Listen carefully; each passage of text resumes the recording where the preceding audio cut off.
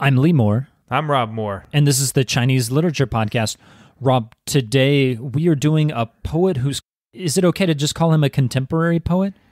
Yeah, I suppose so. In the Chinese sense, at least in my master's studies and whatnot, anything after the Cultural Revolution is called contemporary. So Dongdai. Right, and there's a very strict genre categorization, or periodization is the right word. Absolutely, There's a very strict periodization where you have modern, which is post-1919 with the May 4th movement, and then...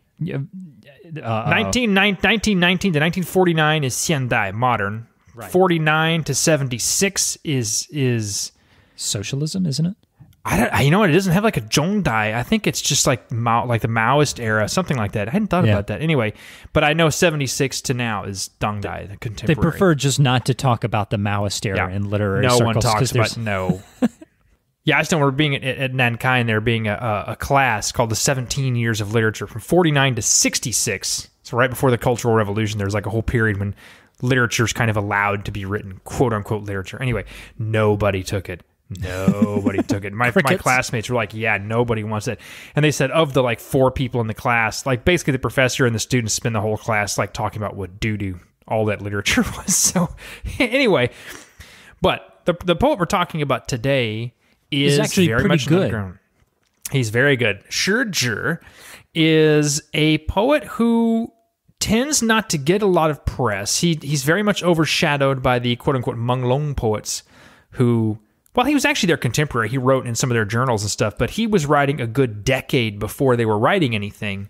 So, Rob, when was he writing? So, well, that's just the trick. See, the poems we're talking about today...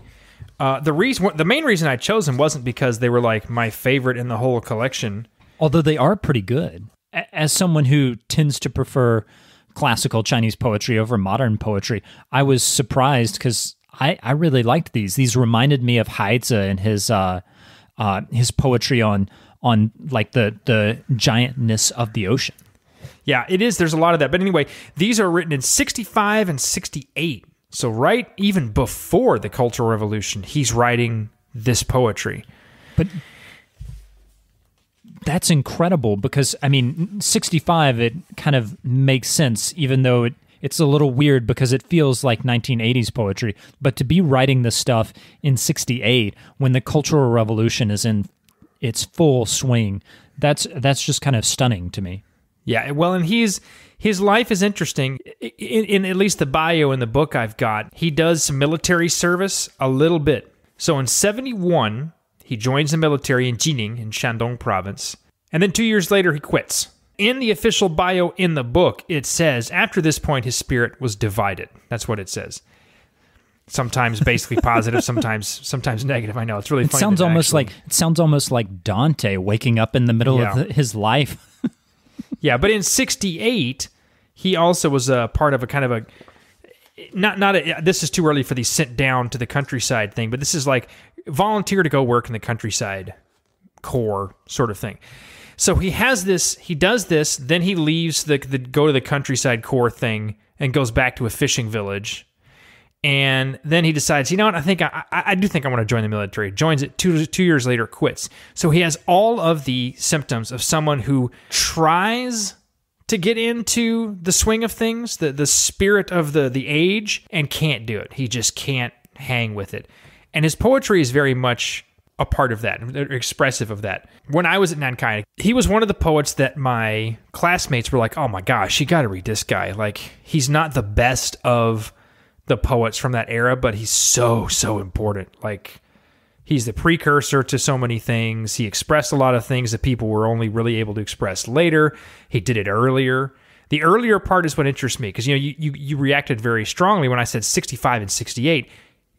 You didn't write poetry like this in the 60s. I mean, no. We're getting into some seriously hot political times. You don't go around writing dissident poetry in the 60s. If you were smart, you just didn't say anything, because people who said stuff, for example, in the in the 100 Flowers movement, which is in 57, I believe, there are legions of stories of people who got up because they thought the party wanted them to criticize the party so that the party could improve itself, and they said something that they felt obliged to say, then they got branded as a rightist for the rest of the Maoist period, and they had to clean toilets or something. I mean, it was very common, but Shi Zhi was one of the people who sort of squeaked through. And what was he publishing this? He was not publishing because there's nowhere to publish it. Where would you have published something like this? The first we read of Shi Zhi is in the very, very famous journal Today, 今天, which was put out by Beidao and Mangke and some of their friends in the late 70s. That's in the late 70s, right? Yeah, that's 78 is 今天. I mean, it's just an absolutely legendary journal. It's kind of, it's the watershed journal for the 1980s. Rob, Right. I think we're kind of getting into the weeds here. Can you just read your translation? Yeah. So this is part of a trilogy, the poem we're talking about today. We may talk about more of it, the trilogy that is, later. We'll see. We'll see how this one goes. Yeah, in a later podcast, yeah. But the trilogy is just called effectively three poems about the ocean. And the first one is called The Ocean and the Waves. I'm going to read my translation. The crashing waves, the deep ocean, lead me to seek passionately, cause me to look forward eagerly. Because I am sometimes melancholy, I love the vastness of the ocean's breast. Because I am sometimes shy, I love the ocean's incomparable strength. It is because my abilities are ordinary that I crave the ocean's extraordinary size. It is because my appearance is ugly that I adore the ocean's azure blue and shining clarity. I will always have a song of praise for you, O resounding impassioned waves. I will always have admiration for you, O profound azure ocean. It's a fairly short poem, and on the surface, if I read you this poem, there's no way you would say, wow, that's some political dynamite right there. You better be careful with that. But the thing that makes it such political dynamite is the fact that it's being written in a period when all literature is ordered to be Maoist, right? And to be Maoist, it has to be clear, crystal clear as to what you're talking about. The goal of Maoist literature is so that a peasant can hear it read to them, because, again, there's a lot of illiteracy at this point in China. A peasant can hear the work of literature read to them and understand it without having to think through it. No intellectual work needs to go on when they're thinking about symbols and other stuff. Any symbolism has to be very, very clear. You shouldn't have to have a college education to understand a good Maoist poem. This is not a good Maoist poem. And in particular, this is something, and we will, dear listener, be talking about the Menglong poets later. But what defines the underground poetry coming out of the 60s and 70s, and especially into the 80s, Rob, just really quickly, you said Menglong poetry. Menglong is Misty poets. They are coming out in the late 70s, early 80s, and they're a kind of underground poetry. This is also a kind of underground poetry, but it's not Menglong poetry. It's not Misty yet Menglong. Yeah. So I keep using that term. Yeah, thank you for the clarification. The term misty was sort of attributed pejoratively by a journalist who was like, I don't get this. What is going on? This is just too misty, obscure. But this was on purpose, because a lot of these poets were very, very tired of, exactly like you said, everything's so easy to understand and so straightforward. It felt like there was no room for the individual. Like, what do I think about this? Well, there's nothing to think about a Maoist poem. It is exactly what it looks like. You're not supposed to think about a Maoist poem. You're supposed to immediately comprehend it and then be done with it, right? Exactly. That's why the poetry was so bad. Yeah. And so a lot of these poets, these underground poets, start intentionally muddying the language so that you have to think about it, because for them, the thinking about it created an individual space. It was a place where while you were working through the meaning, you were all by yourself in your head, which is pretty attractive. Now, this poem, like I say, on the surface doesn't sound like political dynamite, but there's a couple of things that you should clue into. One, this is a guy who comes from the countryside. I didn't say where he was born, but he was born in Shandong, born into a fishing family. So very much a commoner. This isn't an elite Beijing intellectual. This is somebody who comes from the countryside, worked in the countryside, went back to the countryside. And when he says things like, it is because my abilities are ordinary, or it is because my appearance is ugly, I'm shy, I'm melancholy. Basically, he's all the things you're not supposed to be if you're a good Maoist peasant. A good Maoist peasant is strong, they're confident, they work hard for the motherland and all of those things.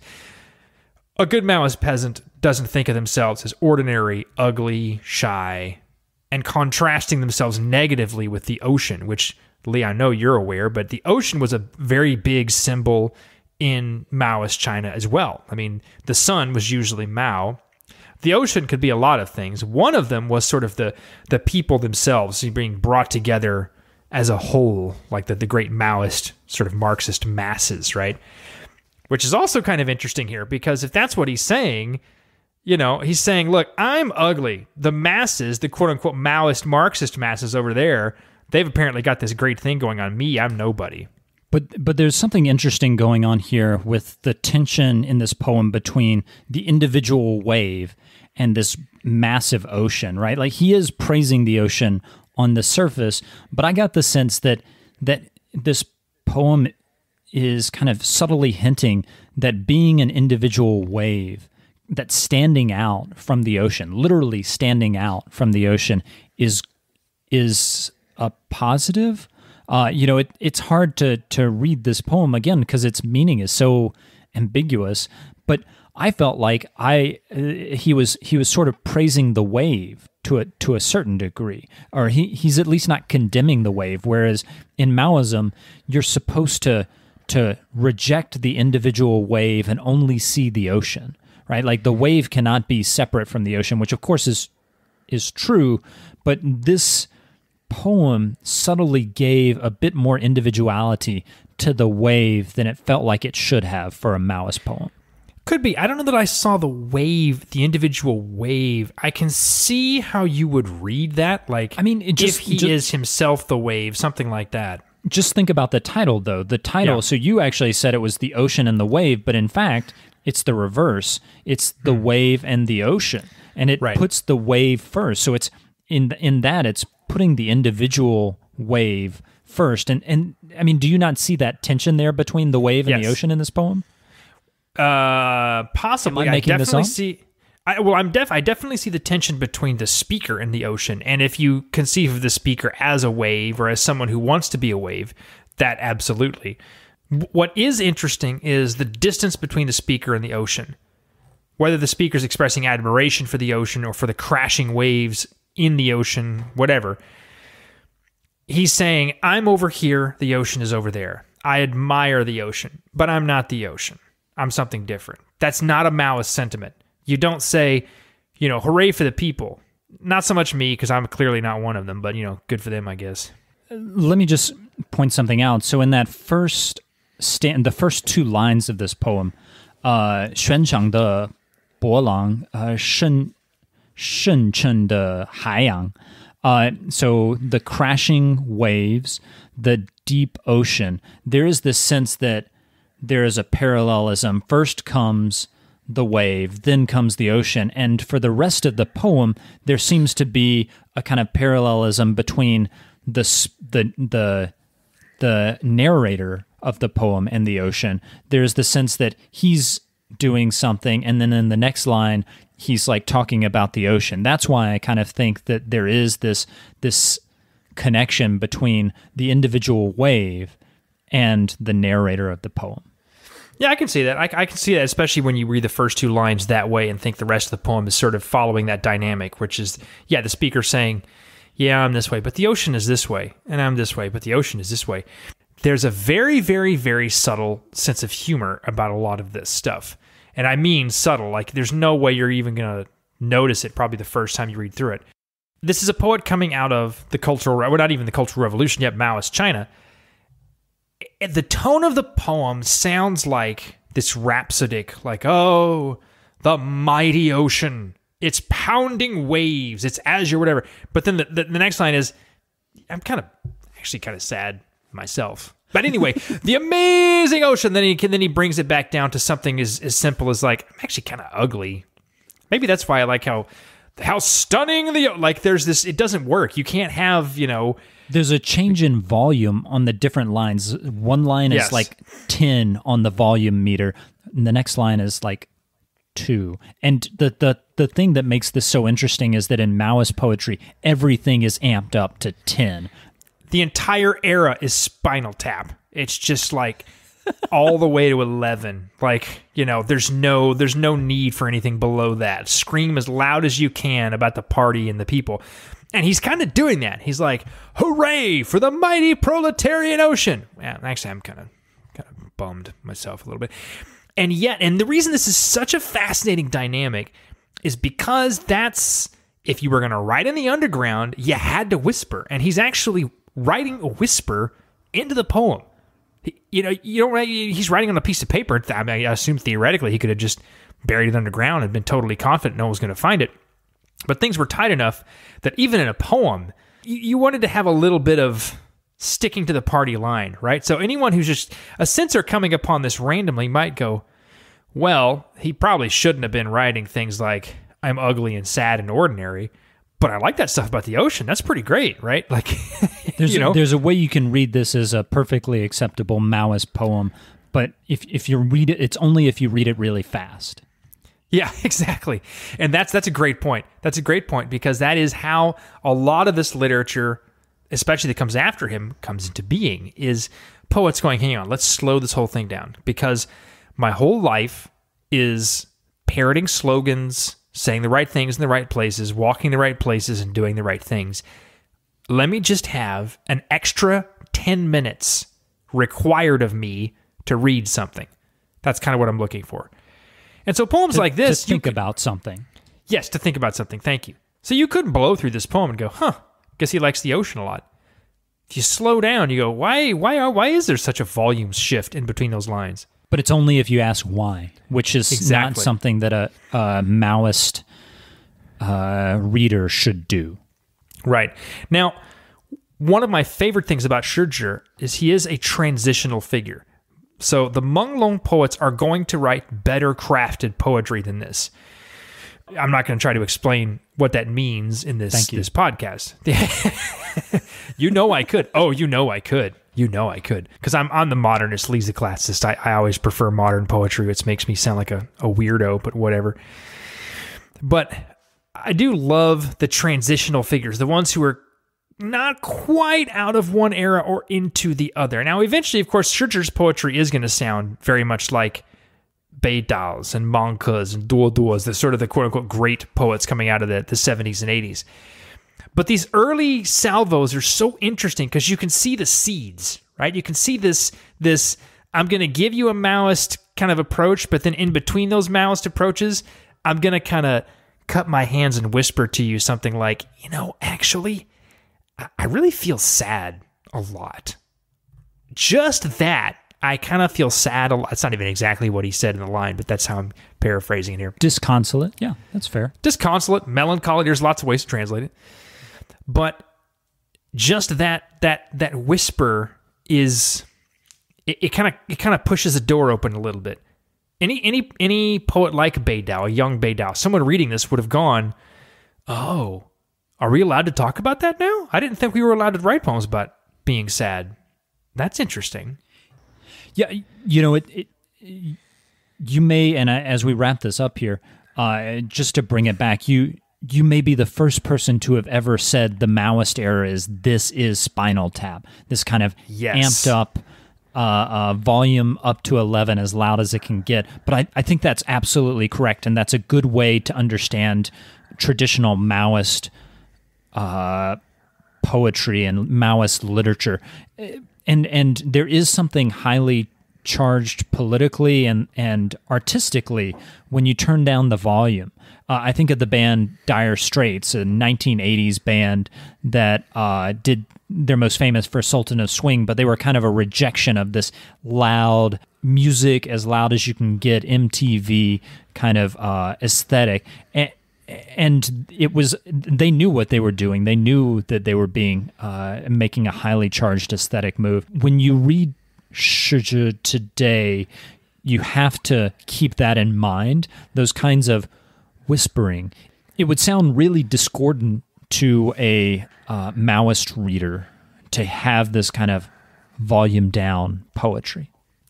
And yet, I'm willing to bet that a whole lot of people, if they'd read this, they wouldn't have said it out loud, but would have read it and felt refreshed and felt affirmed. Like, I do too. That's the way I feel too, right? And I felt that when I was reading this poem. Yeah. And it's interesting too, coming off of, and this is going to be my final thought, and then we can wrap this up. But you and I, right before the podcast, we're talking about how odd it is that I prefer the modern stuff to the classical, which is not true all across the board. Obviously, I love certain classical poets. He has to defend himself. I have to defend myself because I'm afraid I'm going to get tomatoes thrown at me by Chinese literature scholars. But anyway. Having spent a lot of time on the translation work I'm doing in the classics, reading this feels like a breath of fresh air for me, because it is one of those things that on the surface you can just read and not think about. But if you choose to think about, a whole lot of things are happening there that don't rely on knowing a ton of other classical references. Because one of the things I can't stand about, well, no, that's a bit strong. One of the things that is difficult for me with classical poetry is how densely allusive it is. I mean, if you're really going to get Du Fu, you have to have a concordance or some kind of index, something to help you parse the dozens of references he can pack into an admittedly masterful poem. You can't read Du Fu. You can't read Du Fu without knowing how to read Du Fu. You have to have someone explain Du Fu to you for you to read Du Fu and really read Du Fu. It's almost exactly like reading Shakespeare if you don't know how to read Shakespeare. When I was in high school and they just threw Hamlet at me, I was like, okay, I mean, I guess, yeah, I can see what... Then I had a professor in college who knew this stuff backwards and forwards and explained all the little in-jokes, and it was brilliant, right? That's classical Chinese poetry. If you have someone to explain everything, times 10, yes, thank you, and they can walk you through every line, you go, wow, that was incredible, right? But sometimes it's wonderful being given a poem to just read. It is very much just you and the poem. That's what he set out to do. That's what the poets who came after him set out to do. And I feel like they really succeeded, because you can just pick it up and read it. You don't have to have read thousands of other books. It can literally just be you and the poem. Yeah, I mean, it definitely is refreshing, because classical Chinese is not only so referential and elusive with an A, but it's also just as a language, it tends to be more ambiguous. So there are times when you just can't decide what something means. It could mean this, it could mean that. This is something coming out of Paul Rauser. He has a primer on classical Chinese, and he says that. He says, sometimes it could mean like three different things. I definitely found knowing what the poem meant refreshing. I still like classical more, but it was nice to just be able to kind of grasp something and understand its meaning and feel very confident of it. Rob, this has been a great poem. We'll put your translation up on the website. I'm Lee Moore. I'm Rob Moore. And this is the Chinese Literature Podcast.